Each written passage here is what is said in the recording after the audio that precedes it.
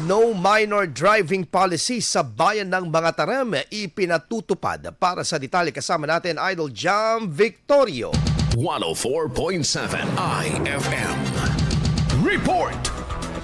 Pinagbabawalang magmaneho sa mga pampublikong kakalsadahan ang mga menor de edad sa mga tarem. Ito ay sabi ng lokal na ordinansa alinsunod sa Land Transportation and Traffic Code ng bansa upang maisulong ang responsableng pagmamaneho. Sa premyong IFM News Tigupan kay mga tarem Officer in Charge Police Major Arthur Melchor, nang huhuli at nagbibigay ng violation ticket ang kapulisan sa mga mahuhuling lumalabag at mga magulang lamang ang maaring makapangtubos ng sasakyan. Base sa datos ng PNP, tumaas ng 35% ang namamatay sa mga aksidente sa kakalsadahan na kadalasang nagmumula sa mga edad 20 pababa noong 2024.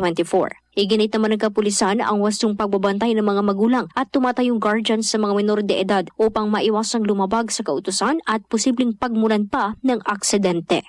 Kasama mo mula dito sa IFM Tigupan, ito si Idol Jam Victorio, Tatak IFM. IFM News. IFM News. IFM News.